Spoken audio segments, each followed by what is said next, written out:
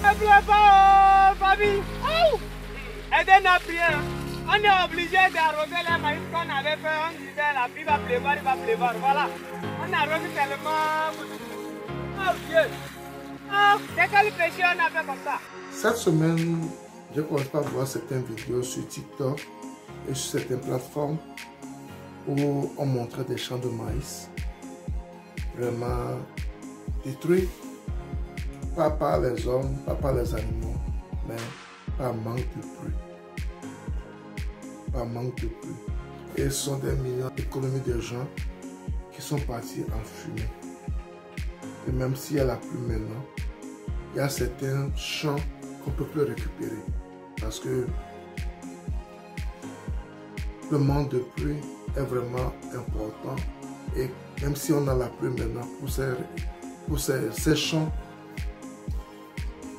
le mal est déjà fait. Et tout ça là, ça amène à se poser beaucoup de questions sur l'agriculture, l'élevage que nous faisons dans nos pays.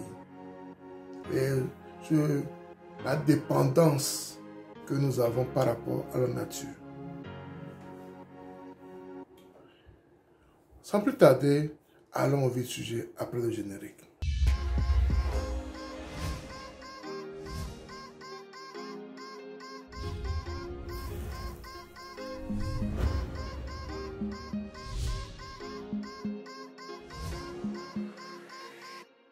Si tu me découvres pour la première fois, mon nom c'est Sabi Aliati et sur ma chaîne Ezoagro, nous parlons d'investissement en général, en élevage et en agriculture. Ces thématiques sont importantes, tu as deux choses à faire.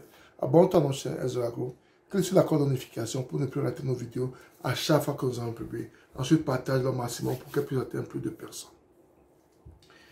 Ça fait pitié, ça fait mal, ces images que nous voyons un peu partout dans notre pays à cause des effets de la pluie. Il y a quelques temps, j'avais fait certaines vidéos par rapport aux effets de la pluie. La pluie était tellement abondante et ça a apporté des inondations, ainsi de suite. Et maintenant, le problème que nous avons, c'est que la pluie était trop abondante, des fois quand elle ne devrait pas. Et maintenant, quand on a besoin de l'eau, on n'a plus. On n'a plus cela.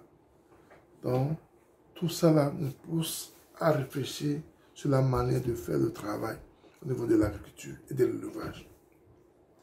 Vous savez que nos pays sont tellement dépendants de la nature pour l'élevage, pour l'agriculture. Et voici les problèmes. D'habitude, au Togo, au sud du Togo, dans ces périodes, actuellement, le bol de maïs devait être à peu près à 400 et autres, plus 500, mais il est toujours à 1000 francs. Et nous devons être pendant la période d'abondance. Et nous avons cela. Donc, il faut imaginer quand nous serons dans la période où il n'y aura pas d'abondance. Donc, il y a un problème qui s'annonce. Donc, à moins que nos autorités mettent la main à la pâte, ils font des choses, ils trouvent des moyens pour pouvoir aider la population, sinon ça ne donne pas, l'avenir ne sera pas rose pour les paysans, pour les agriculteurs. Et c'est grave également parce que, surtout les gens qui font l'élevage et qui font surtout les volailles. Vous savez que le maïs, actuellement, ça fait plus de 50%. Ça occupe plus de 50% des fois dans la composition des proventes. Et avec ce prix, il faut voir que les prix des œufs vont augmenter, les prix des poules vont augmenter. Et ce qui est mal des fois dans ces choses, c'est que quand le consommateur vient acheter, des fois ils font fi de tous ces problèmes que le producteur, que l'agriculteur, que le leveur rencontre.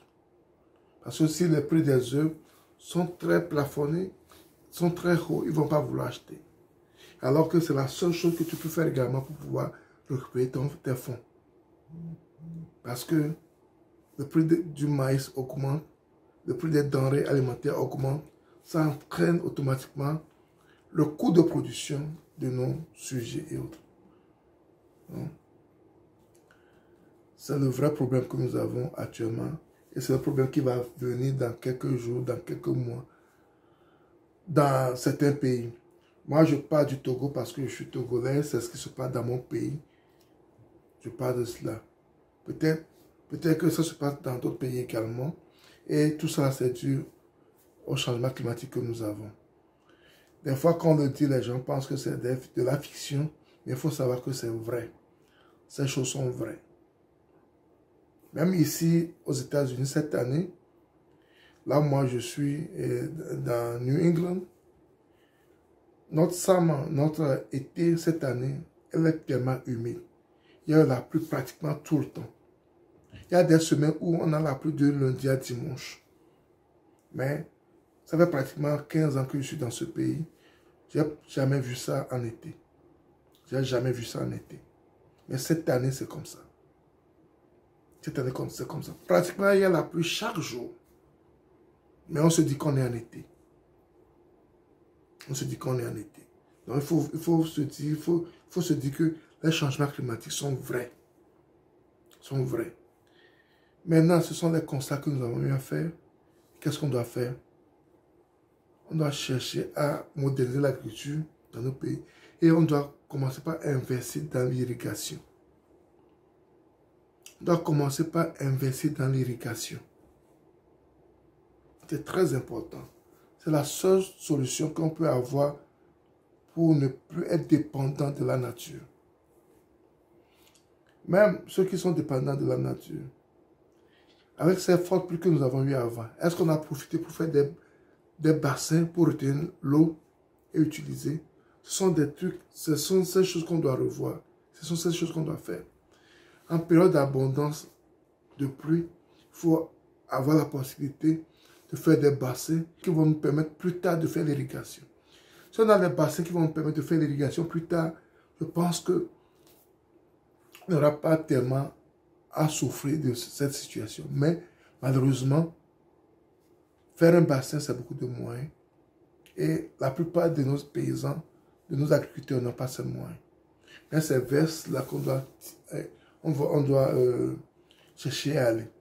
Même nous qui faisons l'élevage, on doit faire également, on va chercher également à irriguer nos champs pour nos animaux également. Donc, c'est très important. C'est très mal ce qui se passe, c'est très mal ce qu'on voit, c'est très mal là où on va. Mais c'est la triste réalité de cette année. Ce sont les effets des changements climatiques. Et que faire pour ne pas toujours être la cible de ces effets climatiques? C'est de moderniser l'agriculture, de chercher à irriguer les champs. Et ce sont des choses qu'on le fait et on entretient, ça peut nous aider. Même s'il faut faire des forages, si possible, installer des pollutants, installer des systèmes d'irrigation pour les champs, ça va nous permettre de sortir de ce cycle infernal qui détruit le travail des gens. Avec cette saison, il y a beaucoup qui vont tomber. Il y a beaucoup qui auront des problèmes. C'est grave. Quand le prix du maïs, du soja augmente, ça affecte beaucoup de choses. Parce que au Togo, par exemple, notre nourriture de base, c'est le maïs. C'est le maïs. Et quand le prix du maïs augmente, ça entraîne beaucoup de choses. Parce que le paysan doit augmenter le prix du maïs pour pouvoir s'en sortir. Et ça affecte les autres produits également. Et même quand le produit du maïs augmente, ça affecte nos producteurs de volailles, de chèvres et autres. Parce qu'on les utilise dans la composition de nos aliments également. Donc, pour ne pas être fataliste, et pour ne pas être alarmiste, pour ne pas vous faire peur, il faut que vous ayez à l'idée de ce qui s'annonce et chercher des moyens à pouvoir être prêt et pouvoir vous en sortir, parce que ça fait mal de voir tout ça là. Et c'est la triste réalité. Et très bientôt, on va sentir ça dans nos assiettes. Mais comment faire pour ne pas le sentir dans nos assiettes? C'est pourquoi des fois, je préconise des fois de faire de petits jardins à la maison qui peuvent vous aider. À least, il y a des choses que tu ne vas pas acheter et tu vas garder cet argent pour faire autre chose. Le jardinage à la maison, vous pouvez l'arroser un peu partout. Donc, c'est très important. Même vous pouvez le faire dans les pots et autres. C'est très important.